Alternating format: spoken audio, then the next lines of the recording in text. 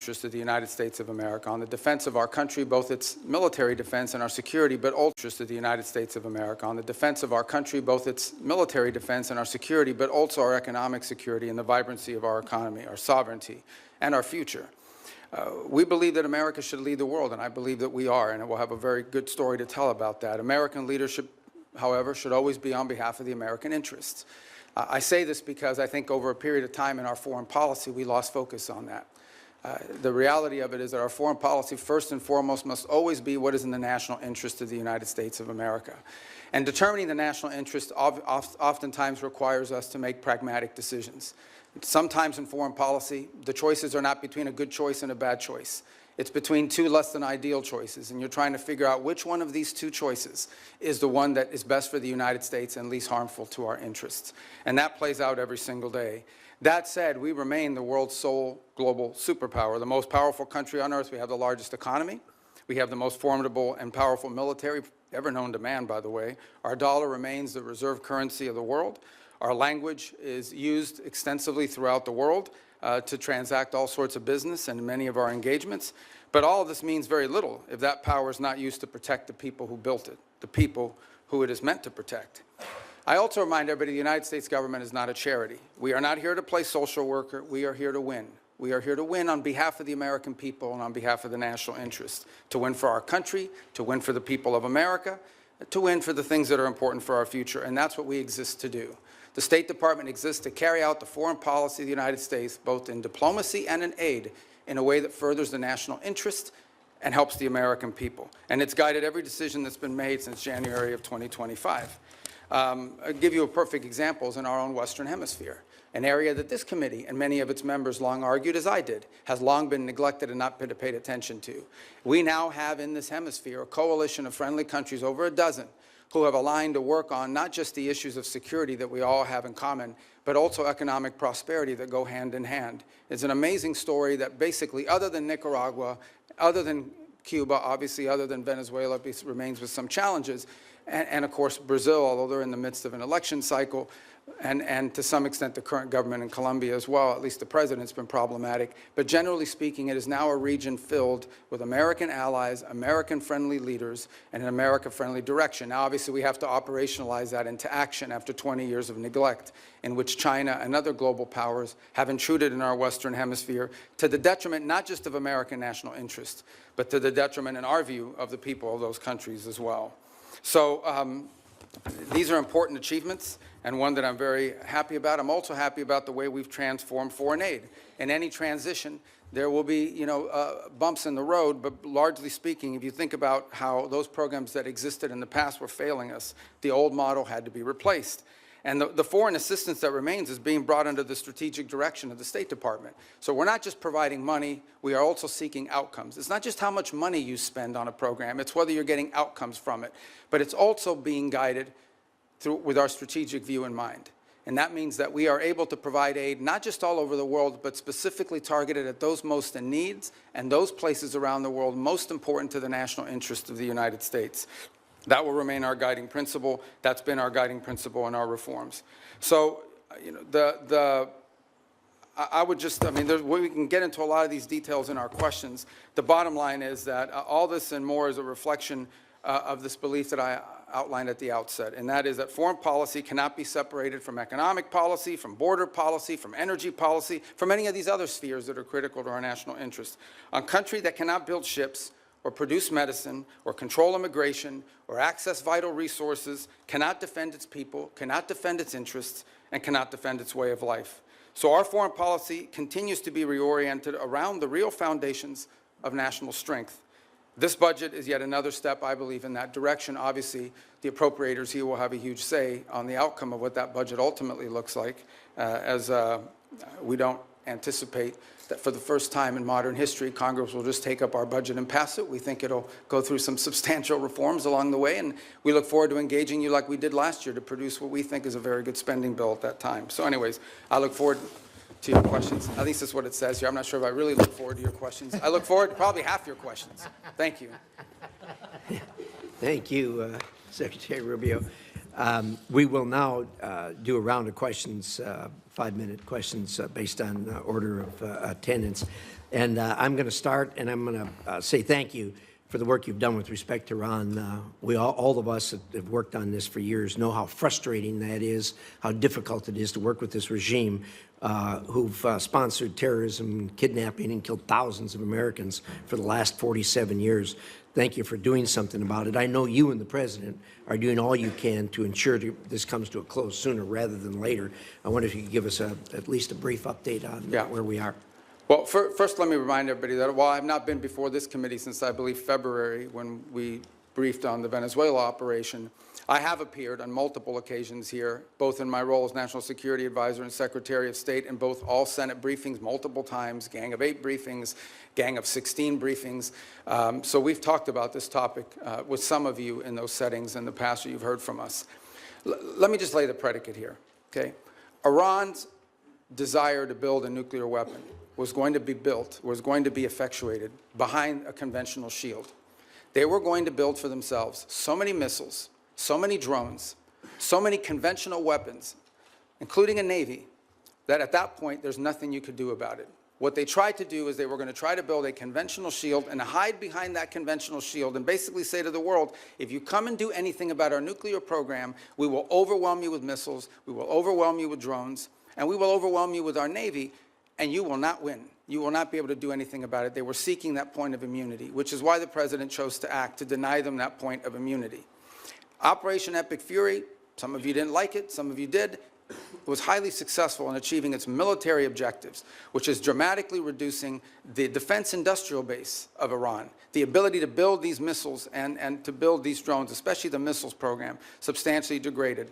A substantial percentage, and I'll leave the exact numbers to the Department of War because I'm not a general and I'm not here to speak as a military planner, but a substantial degradation in the number of launchers that they have as well. They still have a lot of drones because these are easy to make. We all know it's not an Iran challenge. This is a global challenge, and it's playing out every single day around the world. I mean, Mexican cartels are using UAVs against each other.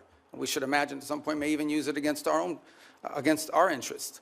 So this is a pervasive problem around the world. The economics of it are something we have to solve for. But nonetheless, even their drone building capability has been eroded. Today, there is no Iranian Navy. There is no such thing. There's a bunch of Boston whalers with machine guns on them, but there is no Navy. There is no Iranian Navy. It lies at the bottom of the ocean and will soon, within a number of years, be prime fishing spots because they'll turn into reefs. So my whole point is that the Iranian conventional shield has been substantially eroded. Now, in the aftermath of that, two things have happened. The first is they entered into a ceasefire. They agreed, we agreed to stop. But part of that agreement was that they would reopen the straits.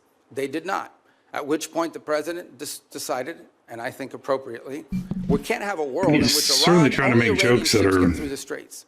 And inappropriate. So if they're going to shut down the straits for everybody, we're going to shut down the straits for them. And we have done that through a very effective blockade and, by the way, through the seizure of sanctioned ships in the Indo-Pacific as well. The cost to Iran every single day in lost revenue is in the hundreds of millions of dollars that they are losing in lost revenue that they're not generating as a result of that. Now, we are in talks, and I say talks because talks with Iran are not like talks with Switzerland, okay? They're very different. They require the use of intermediaries, unfortunately. But there is the prospect before us, which could happen today, it could happen tomorrow, it could happen next week, that for the first time, certainly in my memory, they have agreed to negotiate aspects of their nuclear program that just a month ago, just a year ago, they were refusing to even mention, much less enter into discussions about. That is not a guarantee that ultimately it will lead to a deal that's acceptable to the Senate or acceptable to the American people. But we'll be able to engage them in a process to truly test the proposition of how far they're willing to go. Complicating that process, unfortunately, is their internal regime is somewhat fractured in the sense of it takes days to get responses from their system. We can go into more depth in your follow-up questions.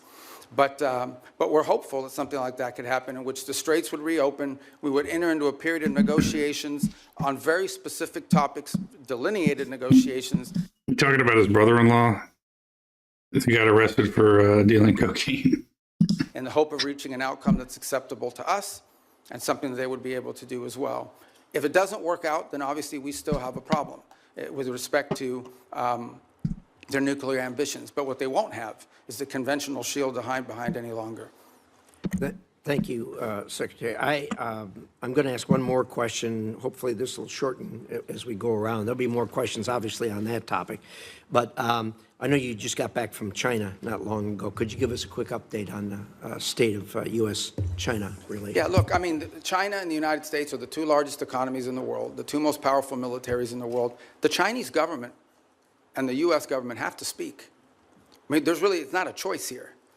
We have to have some measure of communication, if for nothing else, in order to de-escalate potential points of conflict that could lead to something broader. There are obviously very significant irritants in our relationship with China. Some of these are long-term problems that we know we're going to have to address. And so what we're trying to do is manage a period of strategic stability while recognizing that there are areas of our relationship in which we are going to have struggles, not just for years, but perhaps for decades. We recognize this. But I think as much as anything else, we have to recognize that the United States and China have to be able to have points of dialogue and speak to one another. As I said, for no other reason than to be able to have a communication channel. I think in our meetings, it was abundantly clear which are the areas that we do not have strong alignment or agreement on. We understand that there are areas in which long-term we're going to have some real challenges, whether it's supply chains. Put it to you this way. Let's leave China aside for a moment.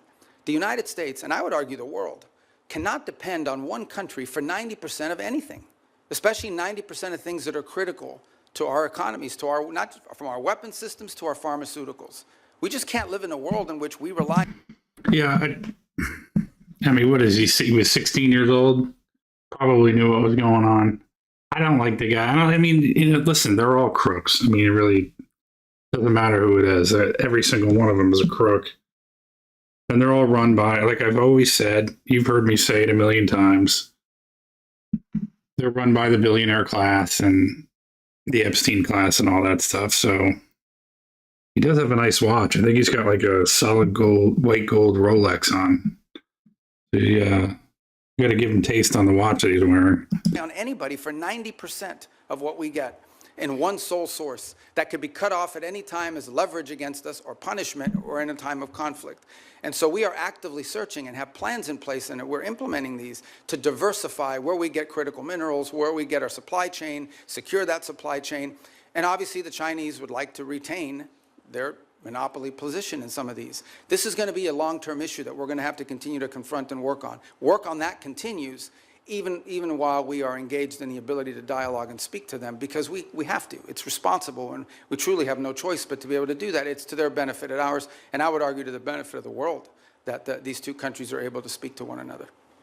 Thank you, Secretary. And I think your comments about the supply chain and the critical minerals and everything else that's in the bottleneck, these are things that are relatively new to us. They've always been there, but COVID underscored that. And then, of course, the Ukraine war brought it out even more. And appreciate your remarks. I think everybody at this dais knows we are, as a nation, looking at that. With that, Senator Shaheen. Thank you, Mr. Chairman. Mr. Secretary, at this budget hearing last year, you testified that no one had died as a result of foreign aid cuts. Sadly, I think we're seeing in real time that that's not true today. There are more than 1,000 cases and more than 200 Ebola-related deaths. And as we know, one of the entities that is a critical global health tool is Gavi, particularly during a disease outbreak. It plays a role in distributing Ebola vaccines, and it has committed up to $40 million to develop a vaccine for the current Ebola strain that has no vaccine right now. So how are you making sure that Secretary Kennedy, who has been sitting on those funds for months now, is going to release them so that they can go to help develop a vaccine to address the Ebola outbreak? Yeah. Well, a couple points on Gavi. I would say that the President had asked that we allow Secretary Kennedy to play a leading role on the Gavi decision because of his strongly held views with regards to vaccine safety, and he wanted them to conduct some reforms. I actually talked to Senator Schatz about this last week as well, and so the State Department's going to be re-engaging. I'm not here to tell you we're going to yank this thing and we're not going to listen to his points of view, but the State Department— No, they have no shame. A few weeks ago made the decision that we were going to re-engage on this issue of Gavi. respecting, what HHS views on it are as well, and we want to take their input, but we'd like to get this issue resolved in an outcome that's acceptable, both to Congress and also to our goals on global health. So it is an issue. As I said, I wouldn't use the word defer, but we have certainly allowed him to play a leading role in determining what we're going to do next. But right now, we're sort of at a stage where we are going to re-engage. We need to drive this to an outcome. I couldn't agree more. And so do you commit to using the $2 billion that Congress has appropriated for global health to actually help fund global health security? How about we help America? How about that? Beyond Gavi, by the way, and we can talk about that. We can talk about the How about compacts America first? that we've now entered into with countries all over the world. We have a new agreement. I love how the politicians should get us, and all we care about is what's going on in the rest of the world, but who cares about America? That's the first thing out of your mouth. No, like how are we helping people get health care in the United States? Why don't we help people out with Medicare, Medicaid? Why don't we get our health care under control? The first thing out of her mouth is giving money to everybody else all over the planet. That's an American politician for you. So the UN as well, that they're very happy with. The Global Fund, we've hit our cap. We are at our 33%, and we've actually been able to attract additional donors from around the world to contribute to it. On this specific item, I would say we intend to get this resolved. We want to get this resolved. It's an important part of our matrix. We will follow up, and I hope you will share with this committee as soon as you get it resolved. I want to go to Russian oil sanctions and general licenses, because President Trump gave Russia a lifeline, allowing it to sell oil globally through licenses issued by the Treasury Department. While I think the administration should have known that the Iran war would make Russian oil more desirable, they decided to remove the stigma on that oil and give an extra windfall of cash to Putin. So can you let us know whether you believe or whether you will support extending those licenses, when it comes back up mid-June? Yeah, a couple points. First of all, the two things have happened. The one is actually the U.S. production and U.S. playing a role in the global energy supply has increased. I think we had our largest amount of exports from the United States we've ever seen. So we've also benefited from this, and our energy dominance has really come into play. The Russian waivers were a decision. These are the policy, the underlying policy remains on the sanctions. What has changed is these time-limited extensions to sort of try to alleviate the global, the problem we're facing too is there's a contagion potential, and that is that at some point we can do strategic reserves, we can do some of the other things that we've done to sort of alleviate global supply, but at some point you have to ensure, and this is not so much for us. At the end of the day, our economy is not in need of it, but there are other economies around the world that have benefited from this. So these are time-limited extensions that ultimately at some point will expire. We've certainly benefited China and Russia's economy. Well, China doesn't. I mean, China refines oil. They import a lot, but they refine oil, and but they also benefit from Russian oil. But my question for you is, can you commit not to extend the general license again when it expires on June 17th? Well, that ultimately is a decision that's made by Treasury, but I will tell you, it depends on the circumstances at the time. We would like to end it as soon as we possibly can, because the underlying policy of this country has been to sanction their oil. These are time-limited waivers for the purpose of opening up more global supply. I understand that, but if we continue to extend them, they're not time-limited. I want to get a final question in on food for peace, because, as you know, the closure of the Strait of Hormuz has deepened the humanitarian needs in food in secure countries such as Sudan, South Sudan. And yet, in your opening... Once again, Sudan, nothing about America, but she just cares about every other country. Statement, you said that our aid targets those who are most in need, but I think it's very concerning that the country selection process for Food for Peace, which I understand is led by the Department of State, includes only 2 priority countries from World Food Program hunger hotspots. That's Haiti and the Democratic Republic of the Congo.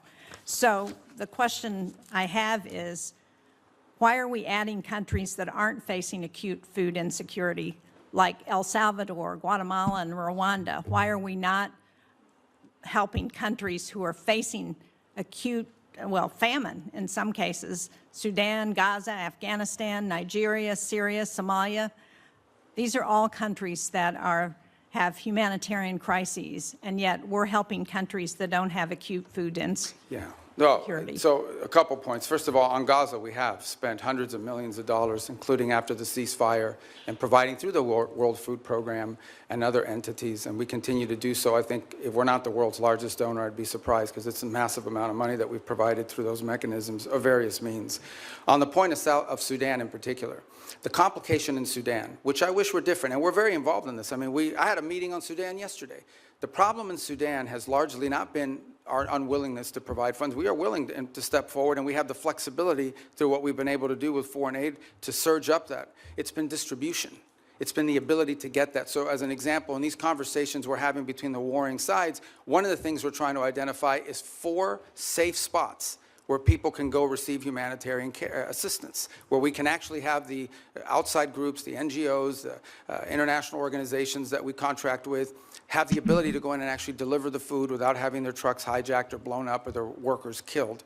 That's been the fundamental challenge in Sudan, is distribution. The distribution is being threatened because we don't have conditions on the ground that allow for it. And so to allocate money towards something that we can't distribute is unwise until we have that in place. That's deeply tied to the ability to have a peace deal, which I can tell you has been very frustrating. On the one hand, with Sudan, we had a donor conference in Berlin. I don't want to interrupt you, Mr. Secretary, but I'm out of time, and it doesn't explain why we are providing food for countries that are not insecure. I appreciate the challenges in Sudan. We have those challenges in many places, but because we have dismantled the distribution network when we eliminated USAID, we've exacerbated those challenges in countries around the world, and we are not providing the help based on humanitarian needs, and that's my concern. Thank you, Mr. Chairman.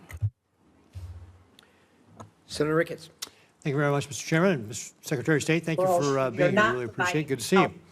Communist China is trying to win the AI race, and they will use it, for example, to dominate our military if they're able to do that, and so many other ways. A world where Communist China is dominant in AI is very bad for the United States and for the entire world. That's why it's critical that us and our allies cannot lose this race. Semiconductor supply chains, particularly semiconductor manufacturing equipment, SMEs, are critical to winning this competition. It's one area that Beijing is spending billions and billions of dollars to be able to produce chips in China, and they've failed to be able to produce those high-end chips so far. President Trump understands this better than anyone because the Trump administration was the first to utilize export controls on SMEs to slow down Communist China's advanced chip-making industry. Since that time, key allies and partners have also imposed controls on SMEs to China. However, their controls have not been as restrictive as U.S. controls, and this has allowed certain foreign countries to backfill the Chinese market with critical dual-use tools. Secretary Rubio, do you agree that export controls on SMEs are critical to maintaining our technological advantage over Communist China? It is. It's actually where it's most critical is in the high end. The areas, that are not legacy, that are broader than, and that allow for that. I think on the broader point of AI, we share your view. One of the initiatives that I think Jacob Helberg's done a great job with at the State Department is Pax Silica, in which we've signed up all these countries around the world. I think we're up to 13 or 14, and including ourselves and others who hope to join as well, in which we can create this global consortium for all of the elements of the AI supply needs. It's not just the innovation, it's obviously access to the minerals and the critical elements necessary in order to produce these chips and all the things that it will take to lead the world in AI. I think it is safe to say the United States right now is a global leader on AI. I think it is also wise to say that that lead is not irreversible. It has to be sustained, and there will be a real challenge in sustaining it. And we're going to have to stay focused on it. The good news is I do think we have a system of global alliances that view it the way we do. And we want to lead on it because it's not just about leading the technology in AI, it's about also leading in the standards that will govern how AI is used. I don't want to monopolize this conversation on this point, but it's one that I think the Senate should think about because I know we're starting to think about it. AI will have very positive impacts on our economy and societies. It will also have some detriments. There will be white-collar jobs in this country that will be impacted. And I think we have to start thinking not simply about the impact that AI will have on those jobs, but the societal pressures that that will create, not just in the United States, but in economies all over the world. Much like industrialization and automation did, it will make the worker more efficient and more valuable, but it will eliminate some jobs, and those jobs will have to be replaced with new jobs or new skills. That's not just an economic issue. That is a political issue. That, over time, could destabilize societies all over the world. So we have to start thinking about AI in those terms as well. You mentioned our allies. Shouldn't they have to follow the same sort of standards U.S. companies do when we're limiting the semi-manufacturing equipment that's going to Communist China? And that's our hope, is that we can create people that we can create a coalition of nations that understand the danger in this. And they're running through the same, some are better than others, but they're running